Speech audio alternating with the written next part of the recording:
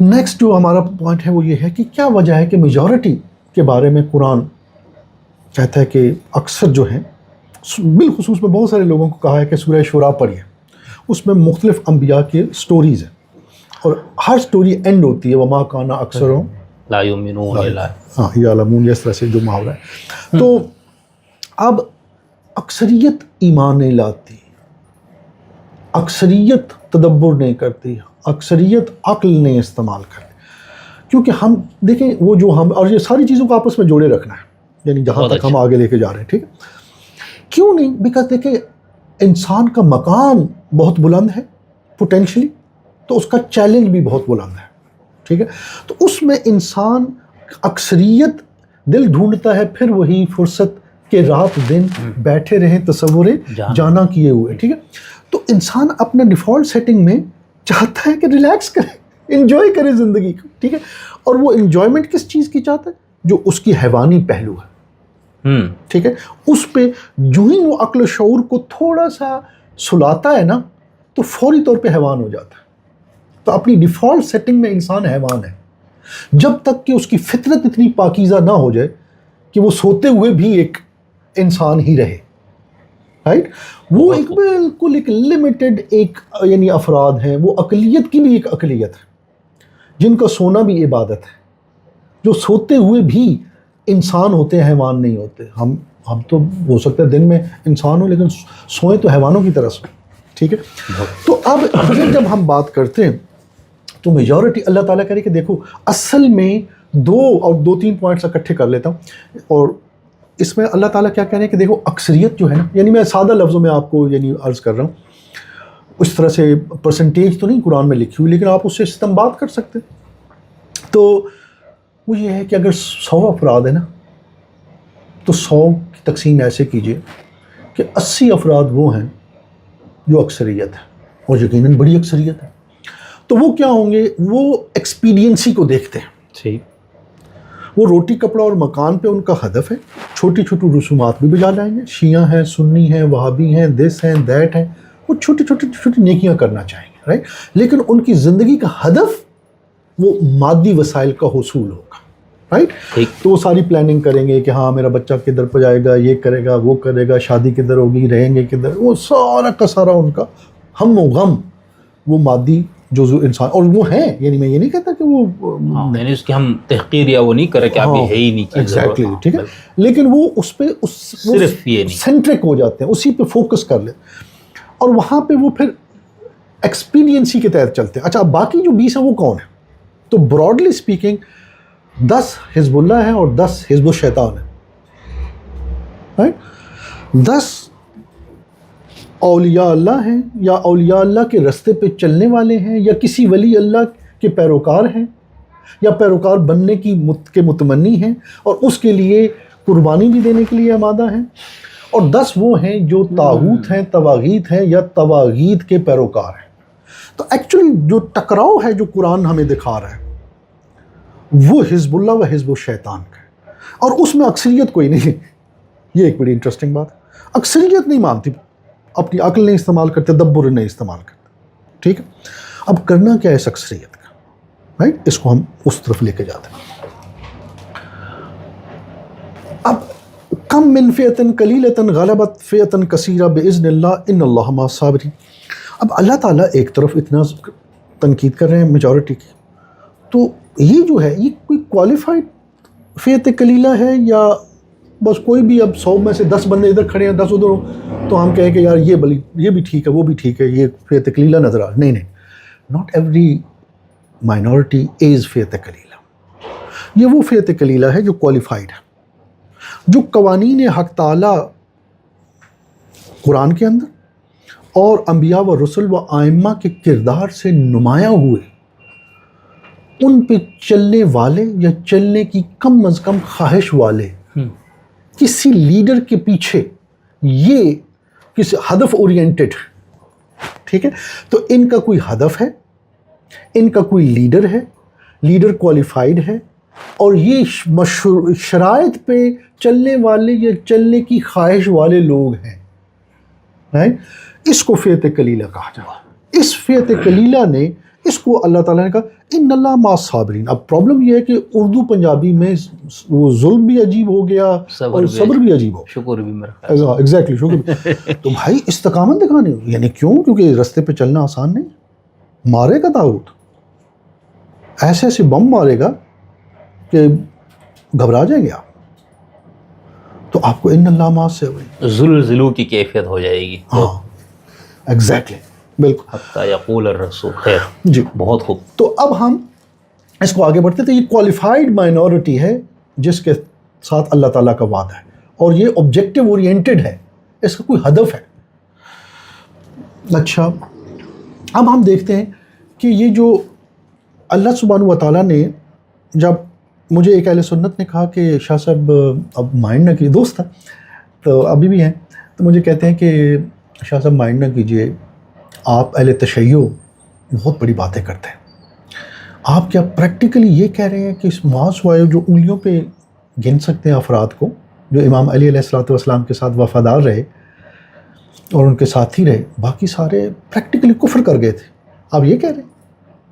تو اتنی بڑی ایلیگیشن آپ لگاتے ہیں کہ جو آخری نبی جس نے الیوم اکملت لکم دینکم کر دیا، اس کی امت کی سگنیفیکنٹ میجورٹی گمراہ ہو گئی، یا وہ ایکٹیولی گمراہ ہوئی یا پیسیولی گمراہ ہو گئی. یعنی ایکٹیولی گمراہ کون ہے؟ جو سقیفہ میں. اب یہ وہ میرا دوست کہہ رہا ہے اور میرے خیال میں ہاں، تو یہ دوست کا سوال میں اس کو احترام سے سنا، میں نے کہا بات وزنی ہے آپ کی، ٹھیک ہے. تو انہوں نے کہا یار اتنی بڑی ایلیگیشن کہ کچھ سقیفہ میں ایکٹیولی ہٹ گئے. یعنی اگر آپ کہتے ہیں کہ اللہ کی طرف سے ہے امامت تو پھر تو کفر کر دیا، ٹھیک ہے. اور پھر کچھ پیسیولی ہو گئے، یعنی جو بولے ہی نہیں، بی بی فاطمہ گھروں میں جاتے نہیں، وہ نکلے ہی نہیں، تو وہ پیسیولی گمراہ ہو گئے. یار اتنی بڑی ایلیگیشن. تو میں نے ان کو یہ کہا، میں نے کہا دیکھو میں فقیہ نہیں ہوں، میں اس طرح کی کیفیت میں نہیں یہاں پہ میں کوئی فتویٰ جاری کر سکوں. میں تو ایک طالب علم ہوں، میں تمہیں ایک عقلی و نقلی طور پہ بیان کرتا ہوں کہ ہوا کیا ہے. میں نے کہا دیکھو اللہ سبحانہ و تعالیٰ نے کہا کہ یہ بشیر اور نذیر ہیں، تو خوشخبری بھی دیتے ہیں اور فور وارننگ بھی کرتے ہیں، یعنی پہلے آگاہ کر دیتے ہیں خطروں سے. تو حضور کن خطروں سے آگاہ کر رہے ہیں؟ حضور بشارت بھی دے رہے تھے اور نظارت بھی کر رہے تھے. بشارت یہ تھی کہ اگر تم نے باقی انبیاء کی امتوں والا کام نہ کیا اور میری بات مانی تو کامیاب ہو جاؤ، دنیا میں بھی حسنہ آخرت میں بھی حسنہ، اور اگر نہ کیا تو وہی انجام ہوگا. یہ سنن الہی جو پہلے ہوا ابھی بھی ہوگا، ٹھیک ہے. یہ نظارت کر رہے ہیں، ٹھیک ہے. تو بشیر و نذیر تھے. تو میں نے کہا باقی انبیاء کی امتوں نے کیا کیا؟ وفا کی؟ نہیں کی. تو حضور کی امت نے ایگزیکٹلی وہی کیا جو باقی امتوں نے کیا تھا. تو یہ تو پیٹرن سے مطابقت یہ عمل ہے. خواہش یہی تھی، اللہ تعالیٰ کی خواہش، منشا، اللہ تعالیٰ کا حکم. حضور کی ساری کوشش یہ تھی کہ آپ نے وہ والا کام نہیں کرنا جو پچھلی امتوں نے کیا، لیکن جو امت رسول خدا نے کیا وہ پیٹرن کے مطابق ہے. تو اب ہم فتویٰ نہیں لگاتے لیکن آپ عرض کر دیتے کہ پیٹرن کے مطابق. اچھا اب ہم آگے چلتے ہیں کہ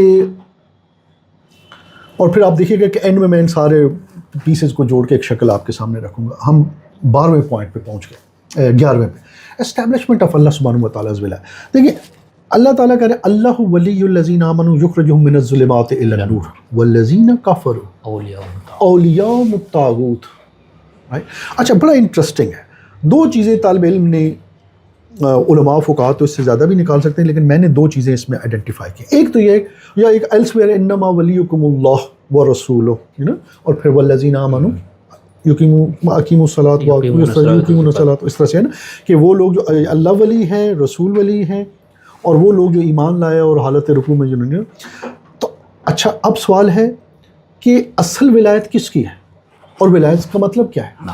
رائٹ بہت ہے. تو اللہ تعالیٰ اپنے آپ کو ولی، ہم تو سمجھتے علی ولی اللہ، اشہد ان علی ولی اللہ، ہم تو کہتے ہیں. تو اللہ تعالیٰ کا میں ولی، تو پتہ چلا اصل میں ایکچوئل ولایت تو اللہ تعالیٰ کی ہے، باقی ڈیلیگیشن ہے. اور ولایت یہاں کس مفہوم میں؟ ولایت پروٹیکشن کی مفہوم میں، یعنی اللہ سبحانہ و تعالیٰ نے رحیم و کریم ہے، تو انسان کو ایک ایسا نظام چاہیے جس میں ایسی ہدایت چاہیے جس میں اس کی مادی و معنوی ہر دو ضرورتیں پوری ہوں. اس نظام کو جو اللہ تعالیٰ نے ایجاد کیا ہے اس کا نام ولایت ہے میری ہمبل نگاہ میں، ٹھیک ہے. اور وہ قوانین اور اخلاقی جو سارا پورا ایک پیکج ہے اس کی شکل میں وہ ولایت بھائی، اور اس میں جو شرائط دی ہیں کہ کوالیفائڈ لوگوں کی لیڈرشپ میں جاؤ، رائٹ، والدین کا احترام کرو، بغیر ولی کی اجازت سے لڑکی کا نکاح نہیں ہو سکتا پہلی دفعہ جب نکاح کرے.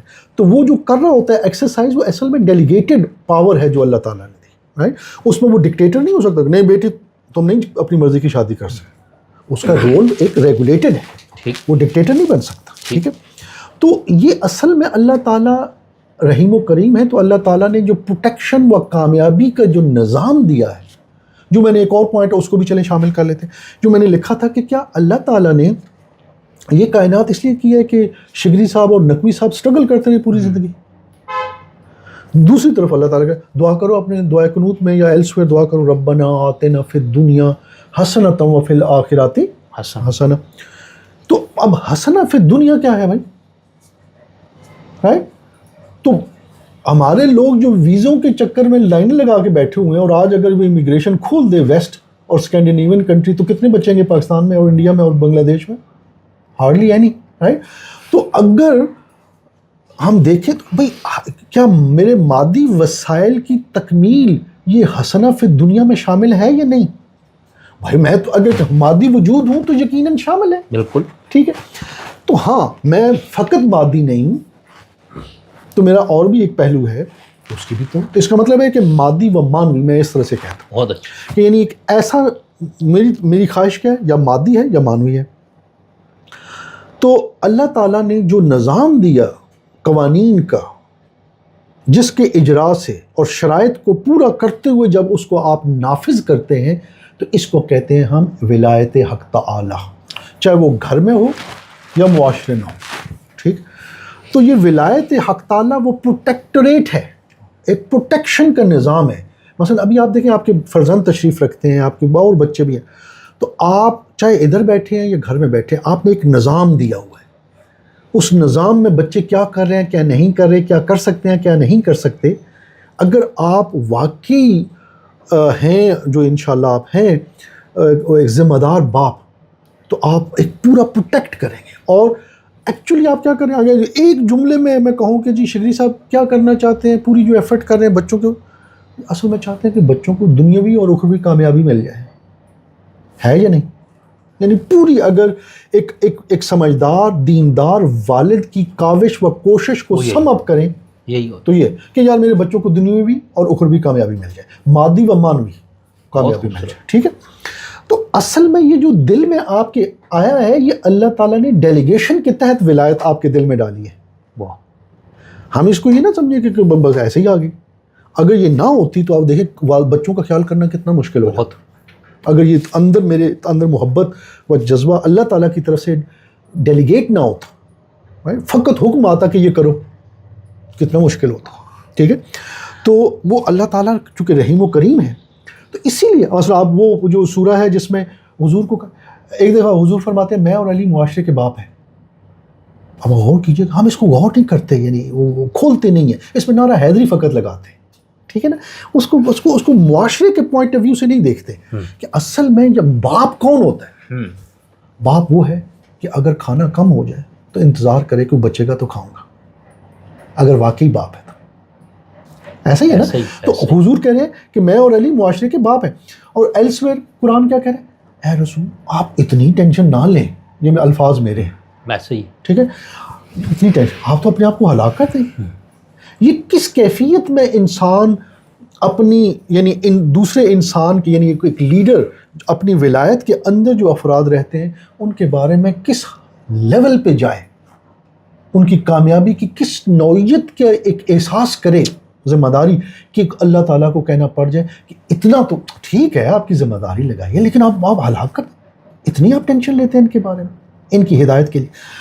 یہ ہے ولایت. ایکچولی وہ اللہ سبحانہ و تعالیٰ کی صفت نمایاں ہو رہی تھی حضور سے، لیکن چونکہ انسان ہے، انسان اعتدال میں سٹرگل کرتا ہے، تو یا کبھی گر جاتا ہے یا کبھی وہ اس کو چھلک جاتا ہے جان، ٹھیک ہے. تو وہ چھلکنا بھی نہیں ہے، اس کو ایک ریگولیٹڈ انداز میں اور ایک ڈسپلن کے اندر رہتے ہوئے اللہ تعالیٰ کی ولایت کو نمودار کرنا ہے، نافذ کرنا ہے، رائٹ؟ بہت تو اللہ تعالیٰ نے یہ جو ولایت کا کہا، اللہ کہا اصل تو میں ہوں، لیکن میں چونکہ میری جو حیثیت ہے وہ فرق ہے، میں آپ سامنے نہیں آؤں گا، آ نہیں سکتا، ممکن نہیں ہے، رائٹ؟ نہ آپ کے لیے ممکن کہ مجھے دیکھ سکے، نہ میرے لیے ممکن کہ میں کسی جسمانی شکل میں آؤں، تو لہٰذا میری ولایت نمودار ہوگی میرے کوالیفائڈ افراد کے ذریعے، ٹھیک ہے؟ وہ کوالیفائڈ کچھ عرصے کے لیے تو معصوم ہوں گے، لیکن ضروری نہیں ہے وہ عصمت تک لمیٹڈ رہے، وہ غیر معصوم بھی ہو سکتے، لیکن کوالیفائڈ ہونا ضروری ہے، ایک مرحلے سے گزرے ہوئے ہونا ضروری ہے۔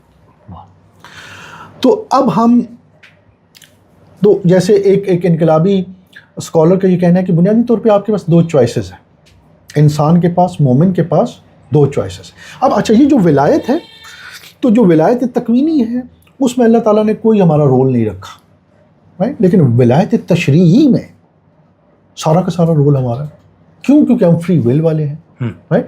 اور آپ دیکھیں، آپ ماشاءاللہ خود اسلامک یونیورسٹی سے آپ پڑھے ہوئے، تشریعی جو ہی آپ کہتے ہیں تو آپ تو قوانین کی بات کر رہے ہیں، تشریع، بالکل ٹھیک ہے نا؟